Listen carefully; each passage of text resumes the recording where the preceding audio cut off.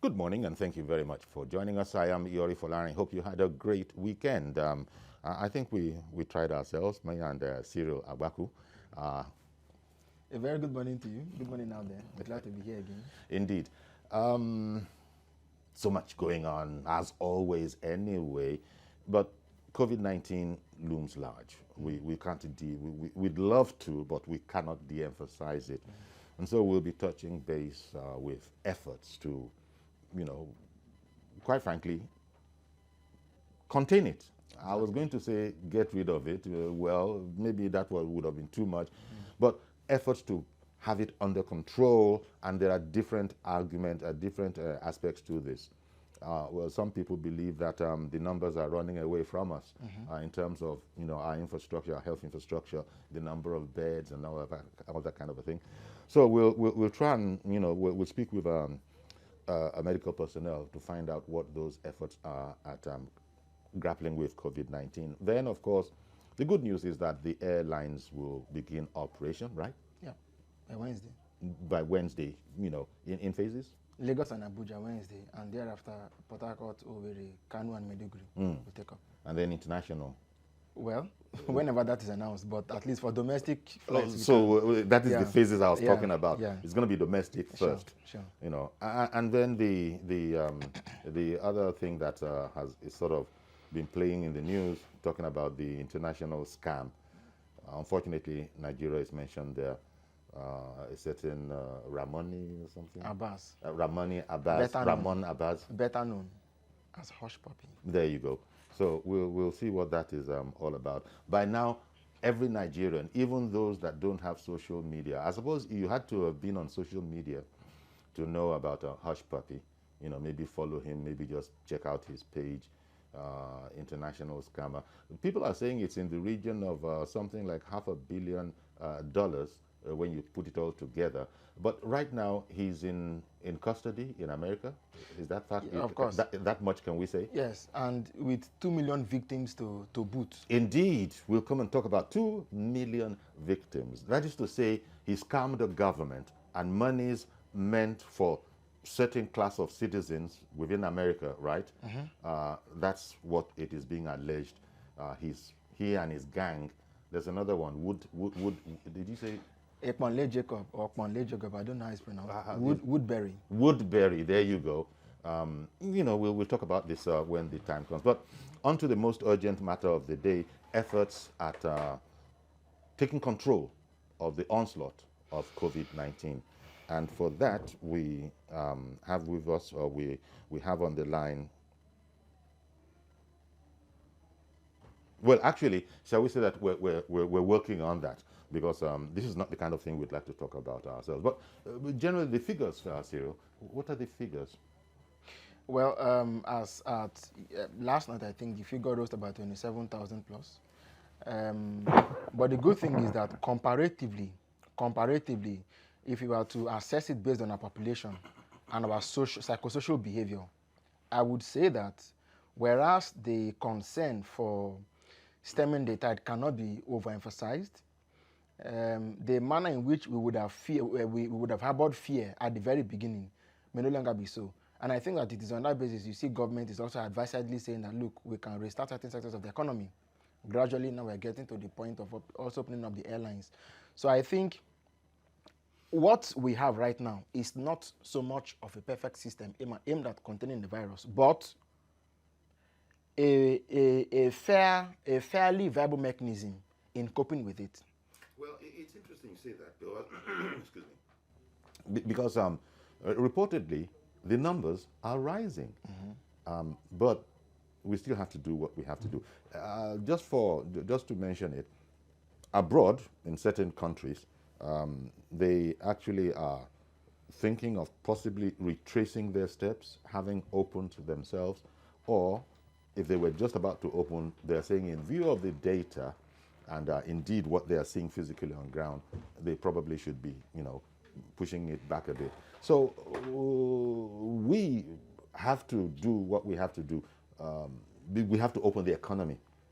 But there is the challenge of numbers are not, lessening.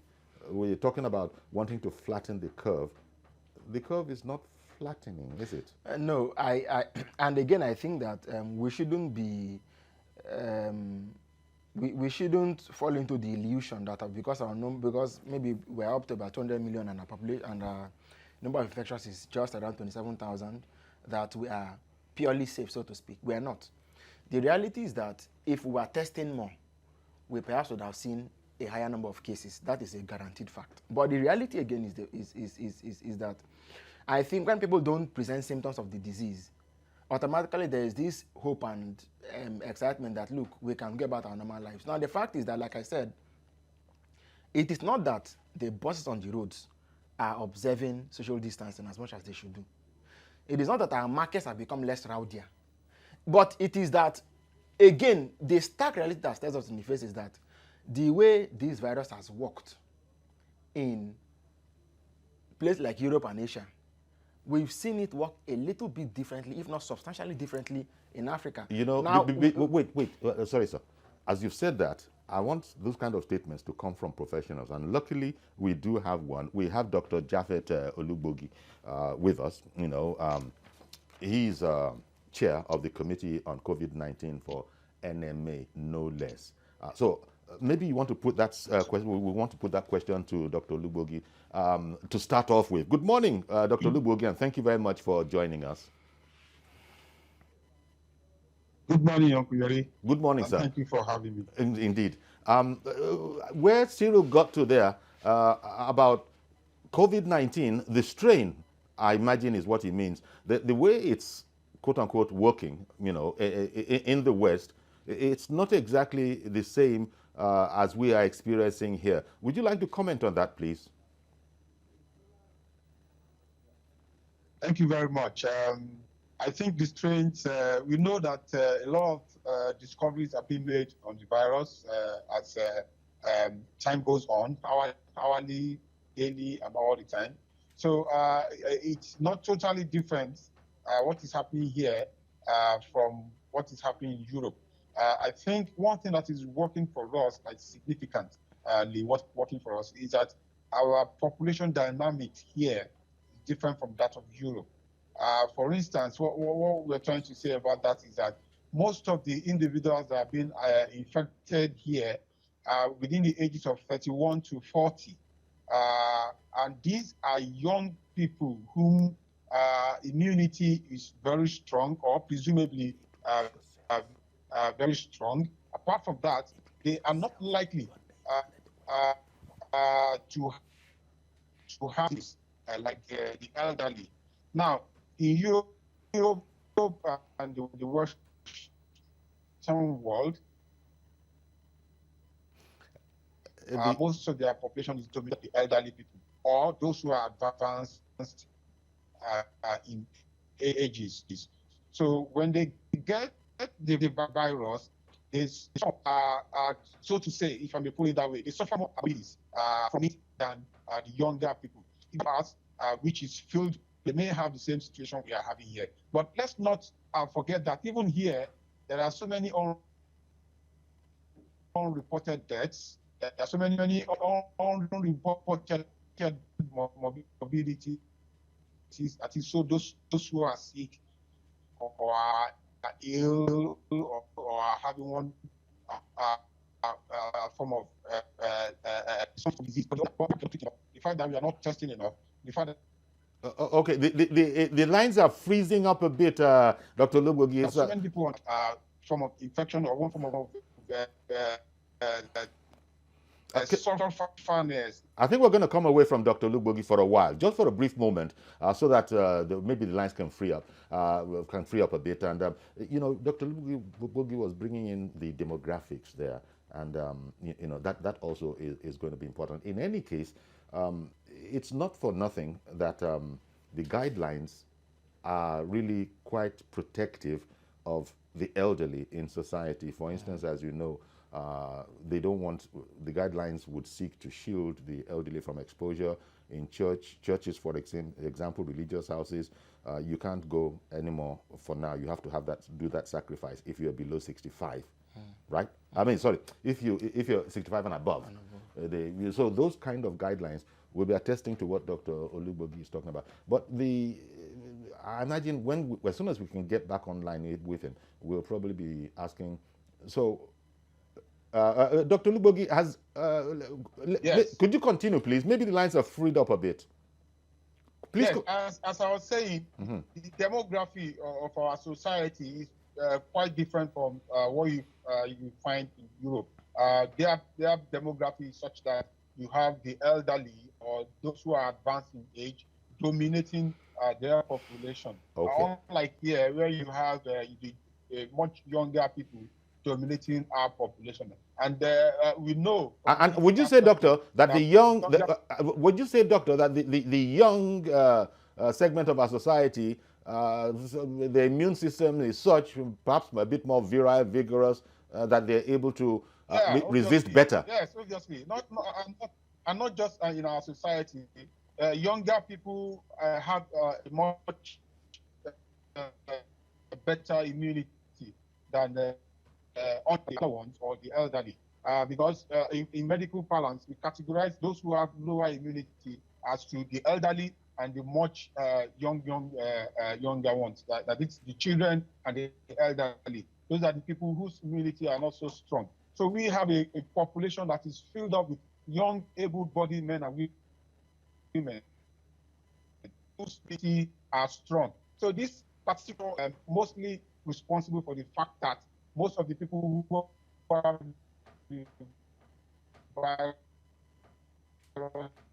now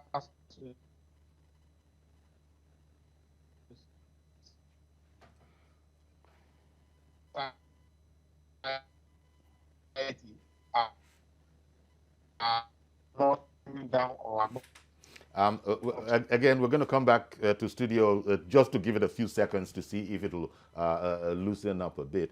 Well, it's an interesting point that Dr. Olubogi brings up, which, although I think a lot of us know it, or maybe we didn't, that we are made up mostly of virile young people, and that probably is, helping a bit in terms of what the outlook of the figures are. But you are speaking of the fact that the numbers that we are declaring are coming from the tests that we are conducting, and the tests are, quite frankly, not at the scale that they should be. Therefore, we're getting sort of, a kind of a comfort. As a matter of fact, I am guided in my submission by even broadening the samples, if that is the word to use, in terms of from an African-wide perspective, Ghana, South Africa, and so on. We are the least affected continent, but it's not something we have to take to a treasure chest as some kind of trophy we have won. There are environmental factors, there are factors of personal hygiene at homes and so on.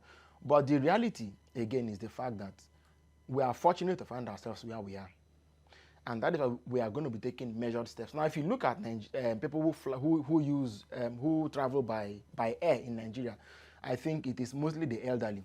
What we need to do is to make sure that all the efforts we're putting in place to flatten the curve take into cognizance, and I repeat, take into cognizance the nuances, the key details, the critical differentials in what make us in what gives us our unique identity as a people, health-wise, medical-wise, and so on. Yes, we don't have to extrapolate or transport what has happened elsewhere to Nigeria and say because it works here. There is no universal protocol for dealing with COVID anyway, and so our health experts and policymakers. Dr. Lubogi the network is terrible today, because quite frankly we have an expert. I can hear you. You can hear us. Okay. Okay. I've got to leapfrog a bit because you are well positioned as chair committee on COVID-19 for the Nigerian Medical Association in Lagos. Because the question, and by the way, doctor, I forgot to tell you at the beginning, but I'm here with my colleague Cyril Abaku. Both of us are doing this together, and I wanted to ask you your assessment of the facilities on ground. Did I hear it right that some medical people were beginning to be apprehensive about the possibility of our being overwhelmed by the sheer number of cases vis-a-vis the infrastructure and the particularly hospital beds? Yeah, thank you very much. There's no doubt about that. There is an overwhelming number of cases now. And, we have about 800 beds in Lagos. Then we have about over 11,000 cases in Lagos now, albeit many of them are discharged cases. So even if we have half of that 11,244 cases as active cases, we are talking about over 5,000 cases. We don't have that bed capacity. And then because we know that most of them are asymptomatic carriers, so they are not to be taken to the isolation centers anyway. So the facts are that we don't have enough bed capacity, number one. Number two, there's also a fact that is known to everyone that most people, about 80% of those who have this infection, are asymptomatic. So the government is saying, okay, if sorry, one moment. Sorry, doctor. I need to hear that more clearly. Did you say most of the cases that are known are asymptomatic? Yes, absolutely. Most of the cases that are known are asymptomatic. Isn't this a problem, doctor? Because an asymptomatic person can transmit even as they themselves display no symptoms. It is a problem. It is a problem because right from the beginning, what we planned to do was to pick up everybody that has the virus and keep them in an isolation center, isolate them away from individuals in town who do not have it yet. That is a public health way to go. But we don't have enough facility for it. And like you rightly mentioned, there's apprehension that we don't have enough facility for that. So the NCDC is planning on bringing up what they call home-based care, whereas those who don't have the symptoms or have the virus can be managed at home in the comfort of their own homes, provided they have homes that meet up the criteria of that kind of home-based care. So these ones will not put pressure on the isolation centers, and then the isolation centers can be used for those who have severe illness. That is what they're planning on now. Now, staying on this sort of a general theme, the Lagos State Commissioner for Health was lamenting the fact that I think in the region of 2,400 cases simply have refused to present themselves for treatment because of a fear of stigmatization. I think I read that over the weekend. Could you tell us about this? Yes, right from the beginning of the response to contesting with that kind of issue. You know, Nigerians as we are, Lagosians as we are, people ran away from being picked up by the ambulances that wanted to take them to the isolation centers at the beginning. Some people gave us false addresses. Some people left false phone numbers. So we are aware, and it is still happening. Some people don't want to go to the isolation centers for one reason or the other, best known to them. But the isolation centers in Lagos, I can say categorically, I'm not trying to sound the horn of the government, but we should, if they are doing well. The isolation centers in Lagos are comfortable. They are good enough to house people. So in conclusion, doctor, in summary, as it were, because we've got to wrap this up very soon, the numbers are not decreasing, but I think you're saying that we're giving it all that we've got, and we're really working, battling to ensure that it doesn't outstrip us in a dangerous kind of a way. Yes, the numbers are not decreasing.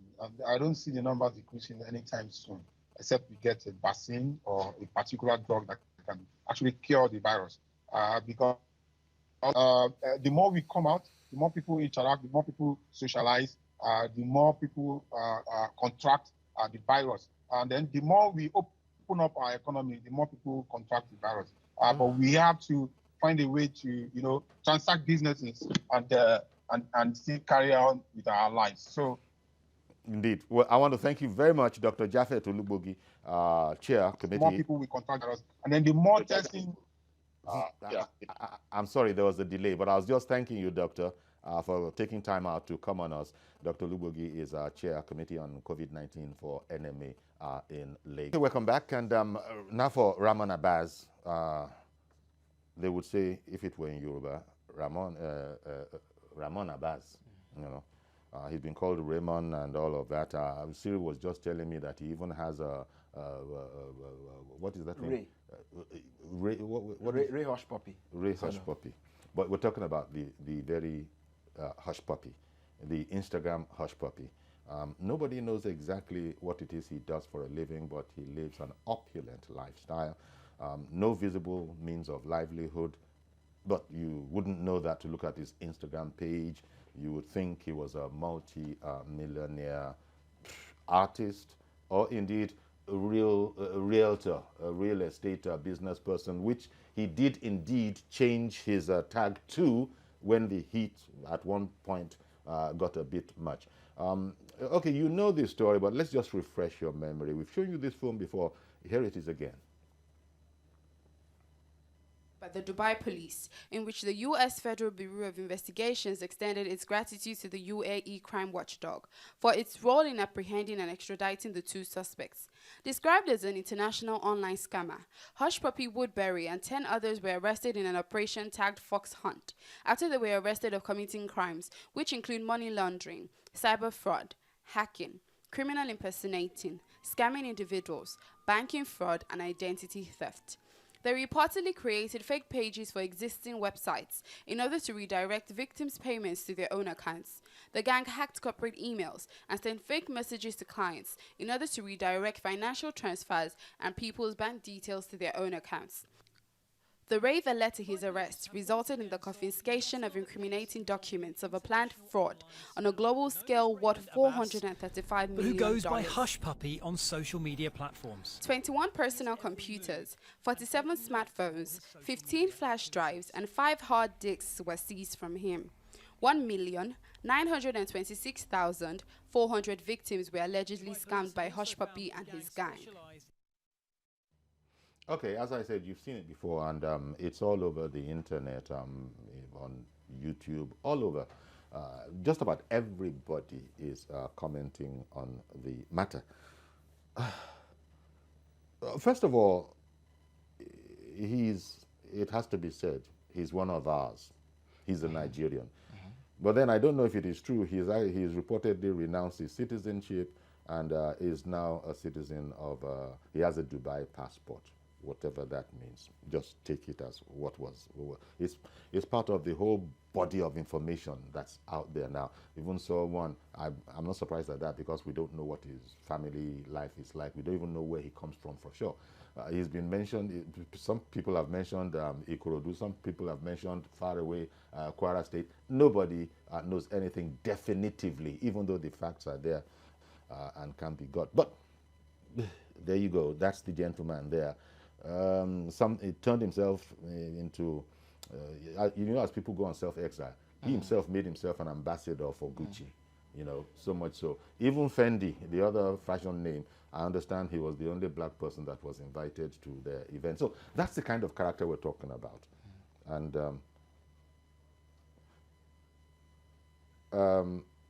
okay, yeah, you know, you need to know, if you took the time to listen to him, as we had to, you know, because we had to do this subject, you'd be surprised at the justification that he brings to bear. Things along the lines of he has suffered, his sister, his elder sister passed on from typhoid simply because there was no money. His father suffered. He deserves to enjoy. In fact, I think our producer put together some sound clips of the man talking about himself and for himself. The salary my driver they collect is almost near commissioner salary. If they say, I swear. They collect money past local government chairman. That's it. Show now they hear. All of them now they abuse. Cleaner, they collect 2.5. That's 250,000. Driver, they collect 700,000. So Instead of make you beg us puppy, maybe if you use your papa to driver. They're not going to be. But not true now. Your papa dey village, you no get work. Come to think of it, that's true. You go dey social media, they abuse. How much bank manager? Okay, that particular clip, and there are many more. That was a meeting in Dubai. I understand that he hosted a local pastor in Lagos known as Daddy Freeze. Daddy Freeze has since said that he never knew him to be a criminal, and that if he had known, he wouldn't have associated with him. But then he puts a comma. In any case, I don't judge people like that. And he alluded to the fact that he who taught him Christianity does not judge people, neither will he. So there you go. At one time, it was going this way, and then it came that way again. So these are the kind of things that we are confronted with. The other thing I was talking about, he has a sense of justification from what I could hear of him speaking. He said he's been bitterly poor. He spoke about his life in Mushi, his life in Ikorodu, and and how he used to hustle. And therefore, there's some justification in all of that for the stupendous wealth that he has now amassed. He's not telling us how he made it. Everybody knows where Dangote got his money from. It's open there. Anybody can walk in any day and find it. But we are confronted with what we have here. Yes, the likes of Hushpuppi and his gang will tell you that. I like the word gang, yes. Yes, and his gang will tell you that one other reason they engage in nefarious activities is, particularly against certain societies, is the fact that owing to slavery and colonization, they too will look for alternative means to seek reparation of monies, which is to say that basically the monies they are stealing, as it were monies that were first stolen from Africa. But that is, by the way, all the arguments aimed at relativizing this infamy, this heist. I don't know what other word to use to describe it. 1 second, please. Sorry for interrupting you. Mr. George has called in from Ikeja.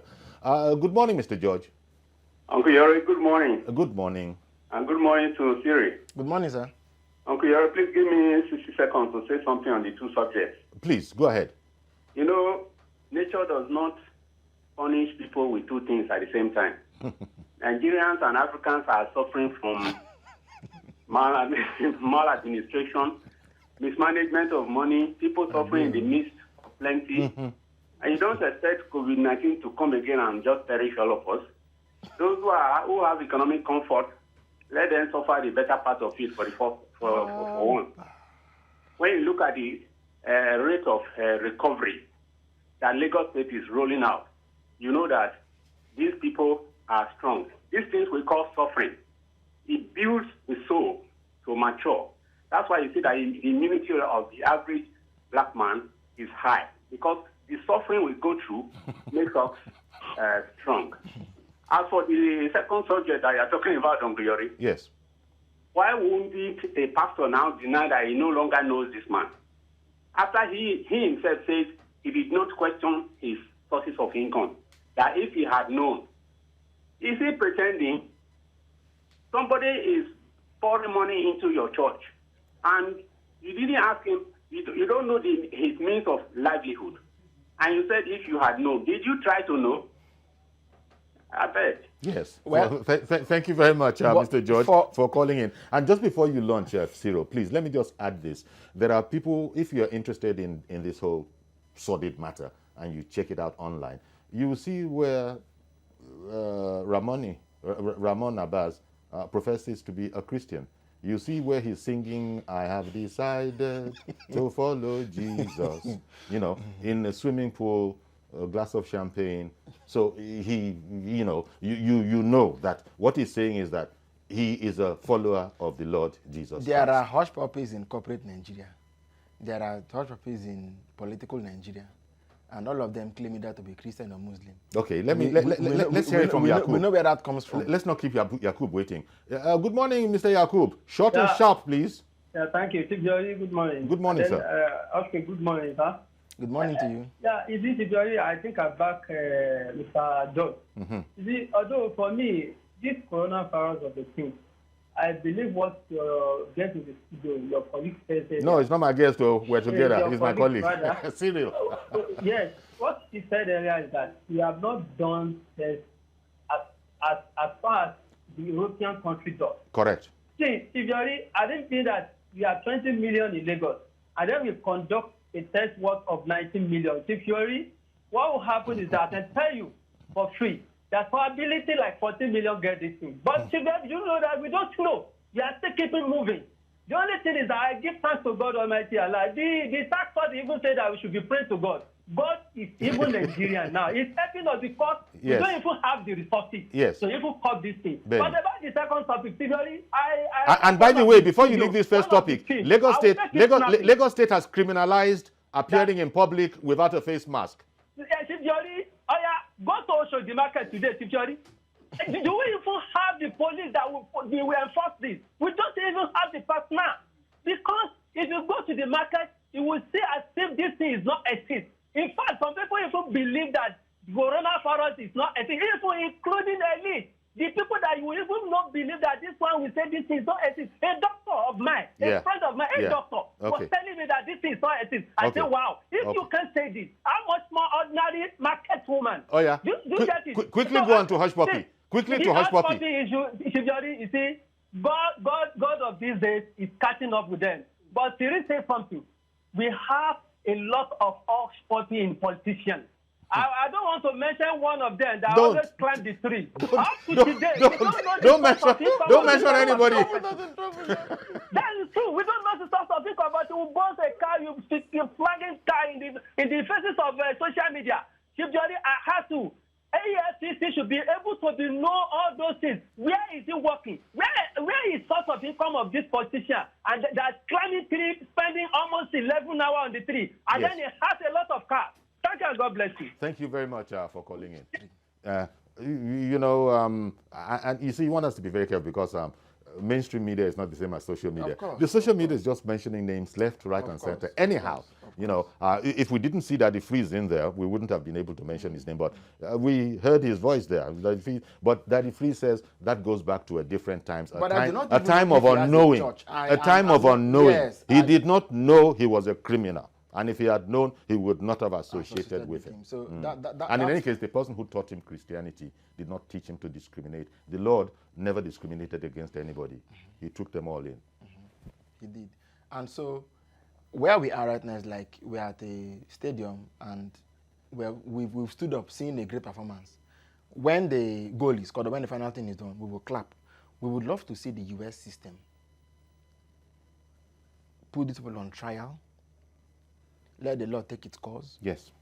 And where they are found guilty, they should be sent to jail. Of course. It will send a clear message. Mm-hmm. But both it's to the people who do these things, and is it? It's not likely to be a quick case. Because you know how, especially in the West, they make assurance doubly sure, they take their time.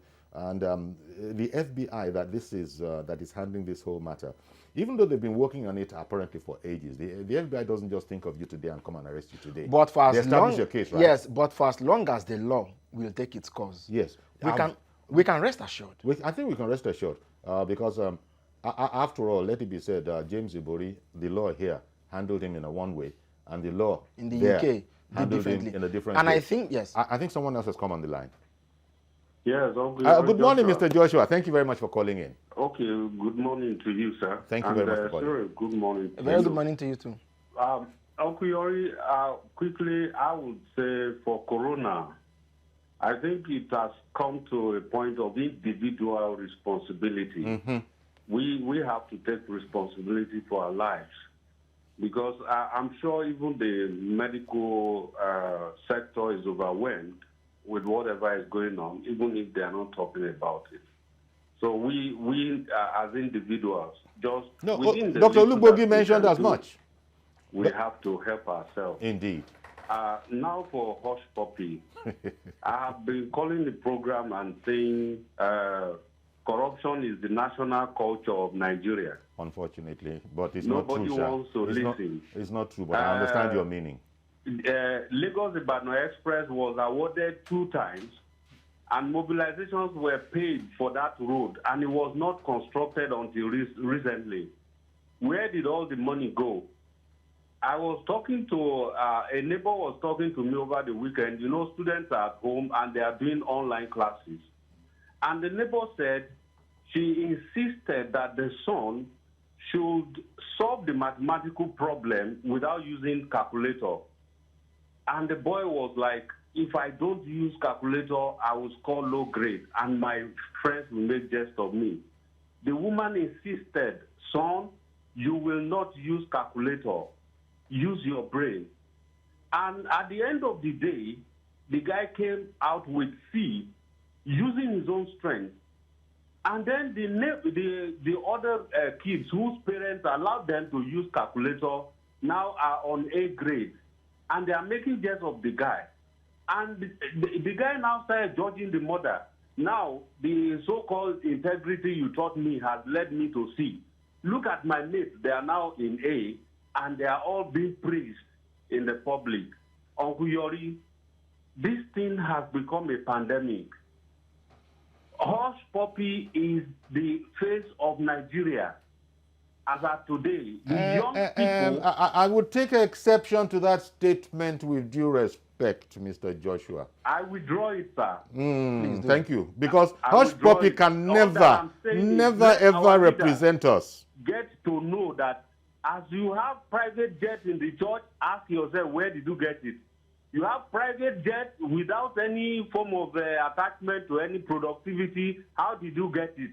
Let us stop celebrating all these things because we are passing on that culture to the young ones. Yes. That without work, you can be wealthy. Indeed. You can become a hush puppy. Thank you very much. It's a hot thing that is coming to happen in our future if we don't quickly address it.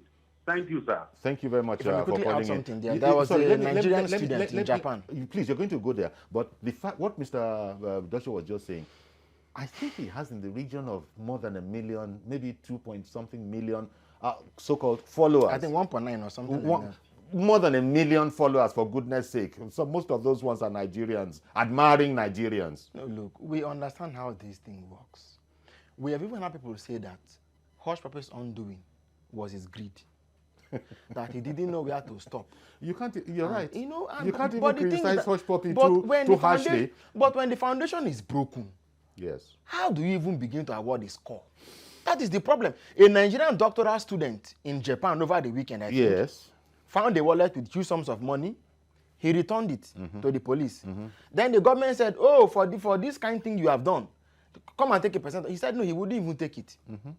It was fair enough that Mr. President issued a statement, I think, through Federation also, commending him and saying, this is the face of the Nigerians. That Thank you. So, Joshua is not right in saying that. He withdrew it. But a section of Nigeria... But it was an emotional statement. Well, of course. Not that I'm a spokesman. But, you know, it's the way we exasperated.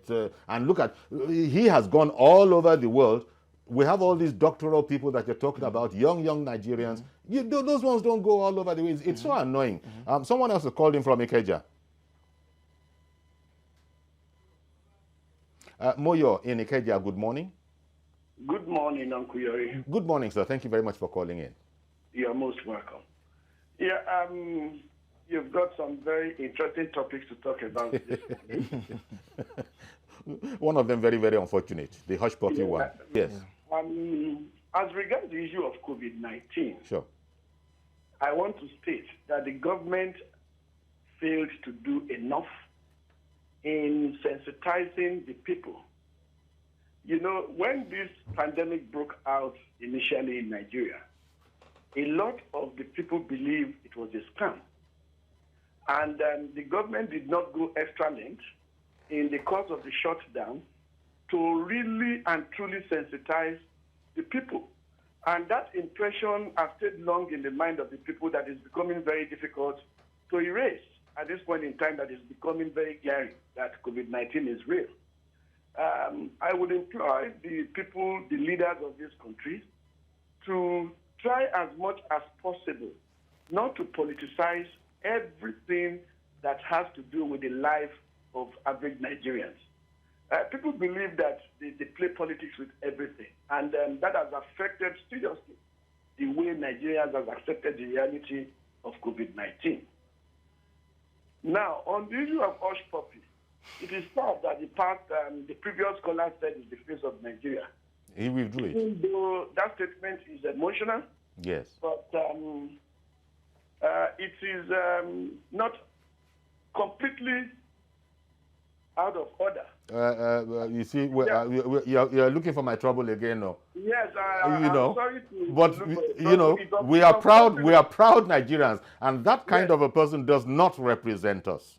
I agree. I agree that he cannot represent us. But at the moment, let me tell you the truth, sir. At the moment, it is so unfortunate that hush puppy is in every facet of the Nigerian life. In the political realm, we have a lot of hush puppies. In the corporate world, we have a lot of hush puppies. And it is unfortunate that we are not looking at this issue this way. If hush puppy had come to Nigeria with his funds, probably would have been a governor or a senator today. Chai. That is the truth. Because we have a lot of them holding high political office without a verifiable source of income. Yeah. And the truth of the matter is just unfortunate. If hush puppy had been in Nigeria, he would have been moving around with retinue of police escorts. Well, fortunately. So, Mr. Moyosola, thank you very, very much for calling in. Really appreciate your call. And we've been joined by Mr. Tony Ofoyeton. He's a lawyer and DG International Institute of Professional Security. Thank you very much, Tony, for making time to join us this morning.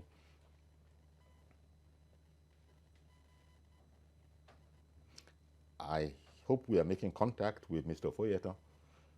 Good morning, Tony. Yeah, so we're still working on that. Good morning, Mr. Aha, thank you very much, sir. Okay, I have to understand there's a delay between us, so I'll have to be patient, and please bear it in mind yourself. The situation with this Nigerian, Ramon Abbas, a.k.a. much better known as Hush Puppy, yeah, there's a sense in which, let me just leave my personal comment out of the matter. But he's in the US now. He's going to take a plea if he has not already done so. How does it work? How serious a jam is he in? I heard some people saying that let them not transfer the case to Nigeria, let them just finish the case over there. Please give me your thoughts on the legal aspect, of course, also the security and the legal aspect of Hush Puppy's situation right now. Well, if we talk about the security, let me start from there. Then you are going to be talking about cyber security, because basically what he was doing was online fraud. He was not like the normal conventional armed robber and the like. But having said so, the issue of it should not be transferred to Nigeria. If it's transferred to Nigeria, anything can happen. I concede to the extent that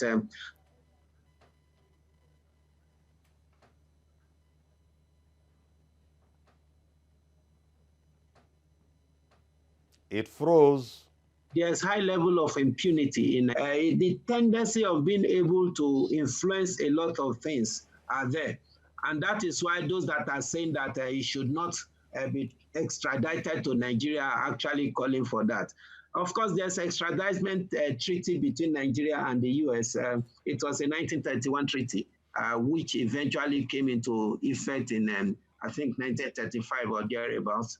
And unfortunately too, I think the US has been a more beneficiary to the Extradition Act, much more, or treaty, much more than Nigeria. In most cases, Nigeria hardly requests for extraditions of any of suspects or criminals, so to say. But as it is now, there's no reason for us to be asking that Hush Puppy or whatever his name may be sent back to Nigeria for prosecution. We don't have any reason for that. Okay. Sorry, Mr. Foyeton. Another security aspect, at least for me, is Hush Puppy, Ramon Abbas, a.k.a. Hush Puppy, was doing all that he was doing on, of all places, Instagram, the social media photo site, which is also used for messaging and all sorts of. Now, he was, look, usually when a person comes into ill-gotten gain, usually I thought people tend to hide it, but he was doing the precise opposite of that. Was there any cause for someone like the EFCC, some corporate person like the EFCC, knowing full well that he's a Nigerian, to have become interested in him all this while? Not now that I hear the EFCC is saying, yes, it is true. You know, we're also, you know, mindful of his case. Anyway, let's look at it from the perspective of jurisdiction. The young man is domiciled in Dubai.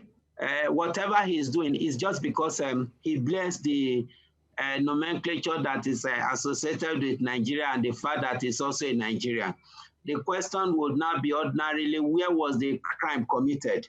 I think if he's extradited to Nigeria, for example, the issue of jurisdiction will make him to get away because it will become a very, very serious legal battle as to the jurisdiction of the commission of the crime. And that may end up in a serious legal logjam. And that is why, to me, it is easier to prosecute him outside the country. EFCC's approach to it, well, of course, they may say, okay, because he's a Nigerian, we are interested in him and the like. But what we expected the FCC to do was what the Dubai police had done. If you know that you have a citizen outside the country that is flaunting wealth, and such may become a national embarrassment as it is now, you ought to have been so proactive enough to the extent that you go into serious investigation like the Dubai police did. And you should be the first to even have asked for extradition and even arrest or prosecution. Then it becomes easier, it becomes sellable. But for now, as far as some of us are concerned, it's more or less like an afterthought. Okay. And that is why you see those that say that I should not come to Nigeria, you know, to a large extent, right. There's high level of impunity in this country. Some of us may not be very convinced as to the volume of justice that he will get at the end of the day. More so when precisely most of the crime are not against Nigerians. We learned he has succeeded in duping about 1-point-something million people. Yeah. But predominantly, they are not Nigerians, they are foreigners outside Nigeria. The question is, what are the ratio of people that were duped through this man in Nigeria that will now make EFCC to assume such jurisdiction? Okay, I want to thank you very much, Tony, as always, for making time for us. Mr. Tony Ofoyetan. Thank you very much, Uncle Yori. Thank you so much. All right, then, our pleasure. Lawyer and DG, International Institute of Professional Security. Okay, we swing away from there. And Cyril, the next one, we wanted to look at in fact, let's take a break and then we'll come back and we'll look at the whole matter about the... Oh, sorry. We've completely run out of time, so we're not even able to look at anything. So that's our program, Cyril. Yes. That's our program today. Please join us tomorrow for a fresh edition. Wish we had more time. I'm Yori Folari alongside Cyril Agbapu saying stay safe. See you tomorrow.